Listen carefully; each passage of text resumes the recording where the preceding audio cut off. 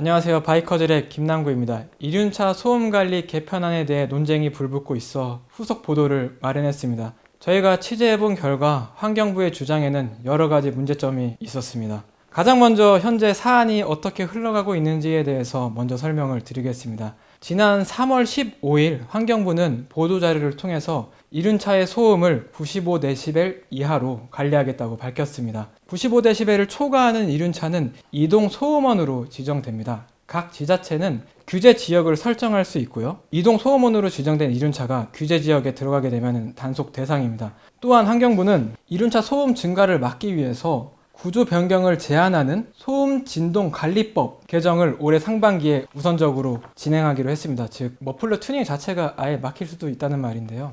당시 환경부는 해외 사례를 예로 들면서 규제의 타당성을 주장했습니다. 하지만 저희가 팩트 체크해본 결과 해외 사례는 상당히 잘못된 점이 많은 것으로 드러났습니다. 그 전에 앞서 저희가 먼저 소음 측정 방법에 대해서 먼저 설명을 좀 해드려야 될 것 같아요. 국제적으로 소음 측정 방법은 크게 두 가지입니다. 먼저 주행 중인 이륜차의 소음을 측정하는 가속 소음 측정 방법이 있고요. 정지 상태에서 소음을 측정하는 배기 소음 측정 방법, 이렇게 두 가지로 나뉘어지는데요. 현재 우리나라에서는 정지 상태에서 소음을 측정하는 배기 소음 측정 방식을 채택하고 있죠. 하지만 현재 우리나라처럼 정지 상태에서 배기 소음을 측정하는 나라는 우리나라밖에 없습니다.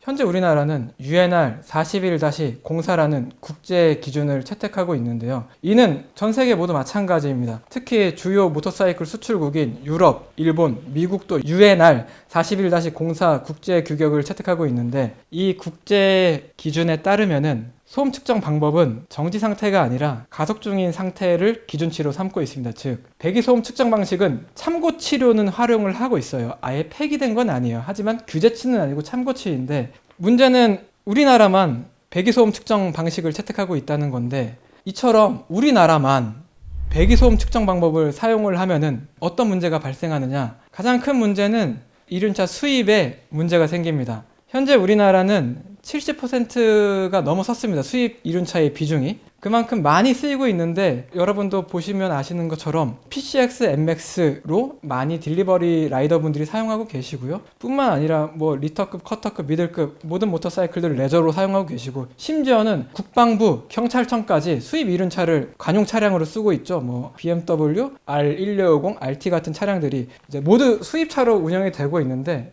우리만 독자적인 소음 기준을 적용하면은 이러한 이륜차들의 수입 자체가 많이 어려워지게 됩니다. 문제는 이렇게 국제 기준에 맞게 제작된 이륜차라 할지라도 국내 소음 측정 방식, 그러니까 정지 상태의 배기 소음 측정 방식에 맞지 않기 때문에 수입 자체가 많이 어려워지게 되는 건데, 원활한 수입을 위해서는 우리나라 소음 측정 방식에 맞는 한국 전용 제품이 개발이 돼야 됩니다. 근데 한국 전용 제품이 개발이 되려면은 당연히 개발 비용이 추가로 들겠죠. 배프를 조금 더 넣는다든가 사일렌서나 흡배기를 조금 수정한다든가 그런 노력이 필요한데, 문제는 당연히 한국 전용 제품의 개발에 따른 비용은 국내 소비자가 부담을 하게 됩니다. 그리고 해외 제조사가 한국 전용 제품에 대한 수익성이 낮다고 판단될 경우에는 수입 자체가 아예 안 될 수도 있는 거죠. 따라서 우리나라도 국제 기준에 맞는 소음 측정 방식을 도입해야 합니다. 현재 우리나라에 시판되고 있는 수입 이륜차는 이미 국제 기준에 맞게 적합하게 제작된 이륜차입니다. 따라서 순정 상태에서는 고소음을 유발하지 않습니다. 문제는 불법으로 튜닝한 이륜차들인데요.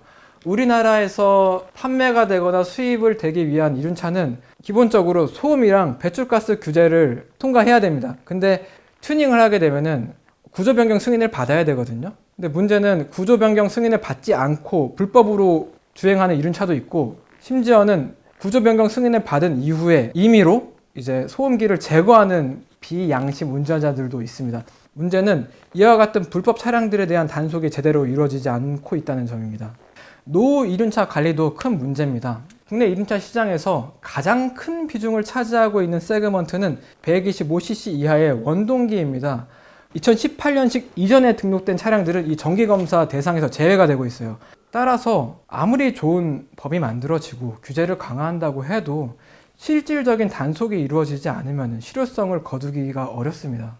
이 밖에도 환경부는 이번 소음 규제 강화가 EU와의 FTA 사전 협의 대상이라고 밝힌 바가 있습니다. 하지만 현재와 같은 독자적인 소음 측정 방식을 고수하면은 오히려 정상적인 무역에 방해가 될 가능성이 높습니다. 한국 이륜 자동차 산업협회는 지난 2월 환경부 관계자와 몇 차례에 걸쳐 이와 같은 문제점이 있다는 걸 계속해서 주장했습니다. 하지만 개선안에는 협회의 의견이 제대로 반영되지 않았고 보도자료에는 이륜차 제작 수입사 관계자의 의견을 수렴했다고 명시됐습니다. 환경부 관계자와도 직접 통화를 해봤습니다. 교통환경과 소속의 한 관계자는 소음 기준을 강화하려는 취지에는 변함이 없지만 개선안은 최종안이 아니기 때문에 세부 사항에 대해서는 변동 가능성이 있다라고 말했습니다. 또한 대형 이륜차의 경우에는 별도로 규정을 신설할 수도 있다고 밝혔는데요. 이르면 오는 6월 규제를 심사하고 7월에는 고시 제정 및 시행이 이뤄질 계획입니다. 환경부는 이륜차 소음이 철도 소음보다 더 시끄럽다는 이유로 규제를 강화했습니다. 하지만 이는 잘못된 소음 측정 방법으로 인한 명백한 오류입니다. 배기소음 측정 방법은 불과 머플러에서 50cm가량 떨어진 위치에서 소음을 하게 됩니다. 당연히 데시벨이 높게 측정될 수밖에 없는 위치인 거죠. 특히 자동차, 트럭도 이륜차와 마찬가지로 105dB로 분류가 되고 있는데 이러한 환경부의 주장에 따르면 이륜차, 자동차, 트럭이 기차보다 더 시끄러운 셈이죠. 하지만 이번 소음 규제 강화에서 트럭과 자동차는 제외됐습니다.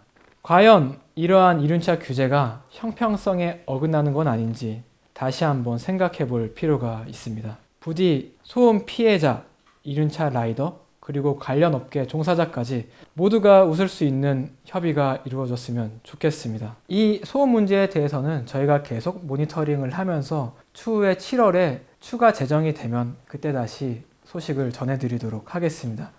지금까지 바이커즈랩 김남구였습니다. 감사합니다.